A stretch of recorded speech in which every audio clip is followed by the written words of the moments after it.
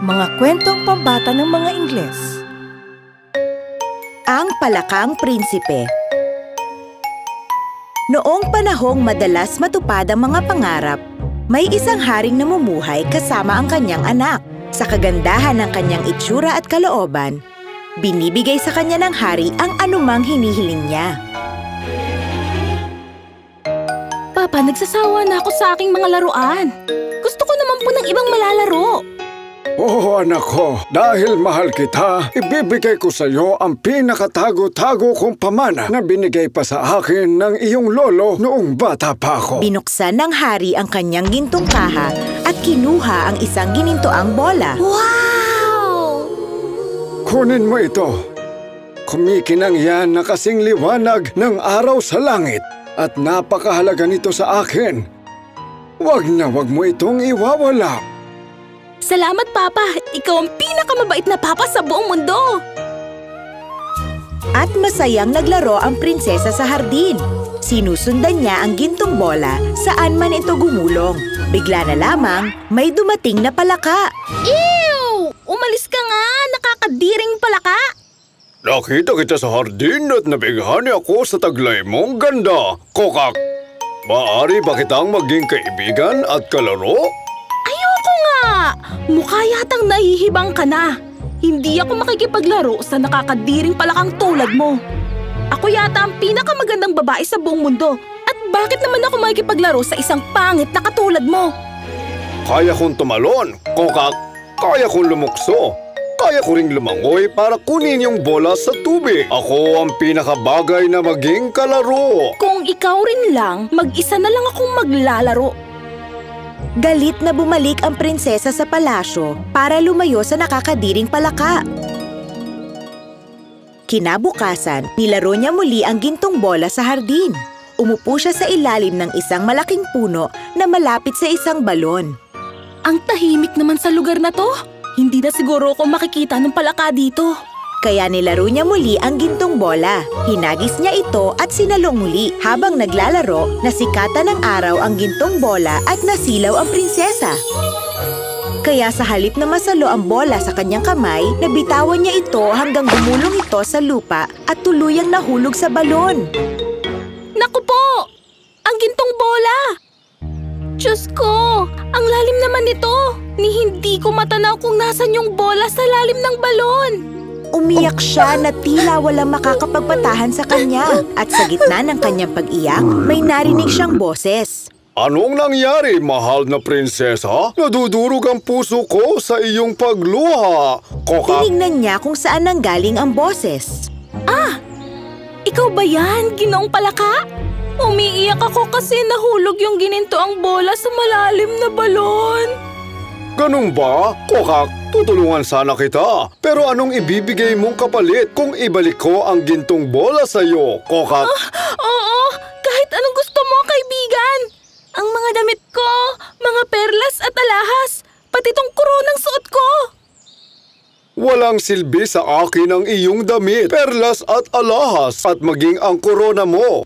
Pero kung magiging magkaibigan tayo at kung makikipaglaro sa akin araw-araw, at papaupuin ako sa iyong hapagkainan, papakainin sa iyong plato, paiinumin sa iyong baso, patutulugin sa iyong kama. Kung ipapangako mong lahat yan sa akin, sisisiring ko ang balon para ibalik sa iyo ang gintong bola, Kokak. Nainis ang prinsesa nang marinig ang napakaraming kondisyon ng palaka. Pero sumang-ayon siya sa kagustuhan nito para lang maibalik sa kanya ang gintong bola.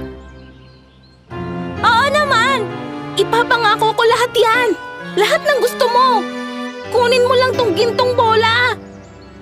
Nang marinig ang pangako, agad sumisid ang palaka sa balon. Ilang saglit pa, lumutang itong muli, dala ang gintong bola sa kanyang bibig at nilapag ito sa damuhan. Tuwang-tuwa ang prinsesa nang makitang muli ang kanyang laruan. Kaya pinulot niya ito at dali-daling tumakbo. Teka, sandali! Hintayin mo ako! Hindi ako kasing bilis mong tumakbo! Kokak! Pero hindi siya pinakinggan ng prinsesa. Kinabukasan, habang kumakain ang prinsesa sa kanyang gintong plato kasama ang hari, may kumatok sa kanilang pinto. Mahal na prinsesa, papasukin mo ko! Tumayo ang prinsesa upang tingnan kung sino ang kumakatok. Pero pagbukas niya ng pinto, nakita niya ang palaka na naghihintay sa kanya. Hoy, pangit na palaka! Sinong nagsabi sa'yong pumunta ka rito, ha? Agad niyang sinara ang pinto at dali-daling bumalik sa hapagkainan. Napansin ng hari ang kakaibang kilos ng kanyang anak. O anak, may problema ba? May higante bang kumakatok sa pintuan natin at andito siya para kunin ka? Hindi po, Papa. May nakakadiring palaka. At anong kailangan niya sa atin? Nako, Papa. Nilalaro ko yung ginintoang bola kahapon malapit sa isang balon at nahulog yung bola sa tubig. Sisisirin daw ito ng palaka sa kondisyong magiging magkaibigan kami. Nangako ko sa kanya pero hindi ko naman inisip na makakaya niyang kunin yung bola at sundan ako dito sa palasyo. At gusto niya pang pumasok. Mahal na prinsesa, buksan mo ang pinto. Nangako ka sa akin, hindi ba? Kailangang tuparin mo ang iyong pangako. Buksan mo ang pinto at papasukin ang palaka. Binuksan ng prinsesa ang pinto at agad pumasok ang palaka. Sinundan niya ang prinsesa hanggang sa kanyang upuan.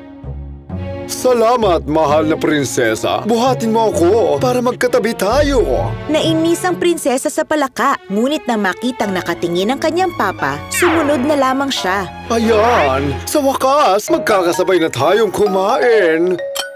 Hindi nasiyahan sa pagkain ng prinsesa, habang ang palaka naman ay sarap na sarap dito. Pahingi pa nga ako ng sabaw. Ang sarap kasi. Ngayon lang ako nakakain ng ganyan sa buhay ko. Kokak! Naubos muli ng palaka ang sabaw sa kanyang mangkok habang patuloy pa rin ang pagkayamot ng prinsesa. Maraming salamat, mahal na prinsesa. Busog na ako at gusto kong matulog. Dalhin mo ako sa iyong kwarto. Ayusin mo ang iyong kama para makahiga na tayo at sabay matutulog. Tumigil ka nga! Pwede bang umalis ka na dito sa palasyo ngayon din? Mahal kong anak, hindi angkop sa isang prinsesa ang ganyang pananalita. Nangako ka sa kaibigan mong palaka at dapat mo itong tuparin. May isang salita ang mga maharlikan tulad natin. Yan ay isang kaugalian na dapat nating sundin. Galit na galit niyang pinulot ang palaka, dinala sa kanyang kwarto at nilagay sa ibabaw ng tokador. Diyan ka lang at huwag kang aalis. Kung hindi, itatapon kita sa gubat bukas. Pagod na rin ako at gusto ko sanang matulog ng komportable. Kokak, sige ka, isusumbong kita sa hari. Ang sama mo talaga! Kinuha niya ang palaka at buong lakas niyang hinagis ito sa pader. Nahulog ang palaka at agad na namatay. Naku! Gumising ka nga dyan, palaka ka! Huwag mo akong takutin! Paulit-ulit na kinakalabit ng prinsesa ang palaka, pero matigas na bangkay na ito. Patay na ba talaga siya? Oh, Diyos ko, anong nagawa ko? Gumising ka na, Ginoong Palaka! Patawarin mo ako sa masama kong ugali! Pinulot niya ang palaka sa kanyang pag-iyak at hinalikan niya ito. At himalang nagmulat ang mata ng palaka at muling nabuhay. Bigla na lamang, nag-ibang anyo ang palaka at naging isang prinsipe na may nakakabighaning mga mata. Oh, Diyos ko! Sino ka? At nasan yung munting palaka? Huwag kang matakot. Ako yung palaka. At ngayon, isa na akong prinsipe. Ikukwento ko sa'yo. Makinig ka. Bago pa ito mangyari, masyado akong mayabang at mapanlinlang. Isang araw, nasa gubat ako at nanguhuli ng mga hayop. Bigla na lamang dumating ang diwata ng kagubatan. Walang awang prinsipe. Hindi mo dapat tinrato ng ganito ang mga hayop sa gubat. May karapatan din silang mabuhay katulad mo. Hindi nilikha ng Diyos ang magandang kalikasan para sirain mo lang. Ano bang kasalanan nila sa'yo? Wala kang galang makipag-usap sa akin. Hindi mo ba alam kung sino ako? Ako ang prinsipe ng kahariang ito. At sa akin ang gubat na ito. Bawat puno, bawat hayop at lahat ng nakikita mo ay sa akin. Baliw na prinsipe, pag-aari ng Diyos ang kalikasan. Diyos ang may likha ng mundo, hindi ikaw. Kaya wala kang karapatang pumatay ng mga inosenteng hayop. Tama na, Sasat. Tumabi ka dyan. Bigla na lamang, lumaki ng husto ang diwata ng kagubatan. Natakot ang prinsipe sa kanyang nakita. Hambog na prinsipe! Sinusumpa kita maging isang palaka! Hahabulin ka ng mga ahas at gagawin ka nilang pagkain, tulad ng ginawa mo sa kaawa-awang usa. Agad naging isang nakakadiring palaka ang prinsipe. Oh, anong ginawa mo sa... anong ginawa mo sa akin? Parang awa mo na, mahal na diwata. Patawarin mo na ako. Ipapangako kung hindi ko na sisirain ang kagubatan. Magiging mabuti na ako sa mga hayop. Sige na, patawarin mo na ako. Marahil na pagtanto mo ang iyong kamalian, pero kailangan mo pa ring maparusahan. Bibigyan lang kita ng isang kondisyon. Opo, mahal na diwata. Kokak, tatanggapin ko ang kondisyon. Kailangang makahanap ka ng prinsesa na walang respeto sa mga kawawang nilalang at kumbinsihin siyang maging mabuti sa'yo. Kung magawa mong mabago ang kanyang ugali, saka ka lamang makakabalik sa pagiging prinsipe. Lubos na nahiya ang prinsesa sa kanyang ugali. Huwag ka matakot, aking prinsesa. Ipangako mo lang sa akin na maayos ka na makikitungo sa lahat ng nilalang. Magiging mabait ka sa iyong kapwa. Oo, mahal na prinsipe. Oh, mabuti kung ganun. At dahil nangako kang magiging mabait sa iyong kapwa, pwede ba akong humingi ng pabor? Oo naman, kahit anong gusto mo. Ikaw ang pinakamagandang babae na nakilala ko, mahal na prinsesa. Iniibig kita. Maaari mo ba akong pakasalan, Bini-Bini? Walang pag-aalinlangan, binigay ng prinsesa ang matamis niyang oo sa kaakit-akit na prinsipe at kinasal sila sa pahintulot ng hari. Araw-araw nilang pinapakain at inaalagaan ang mga hayop at kalikasan. Masaya ang diwata ng kagubatan sa nakitang pagbabago sa mag-asawa. Magaling mga anak, napatunayan ninyo ang inyong kabaitan bilang mga likha ng Diyos. Likas ito sa lahat ng tao, ngunit ang mga nagpapakita lamang nito sa mundo ang tunay na pinagpapala. Naway lagi kayong patnubayan ng Diyos, ngayon at kailanman. At habang buhay silang namuhay ng masaya at mapayapa.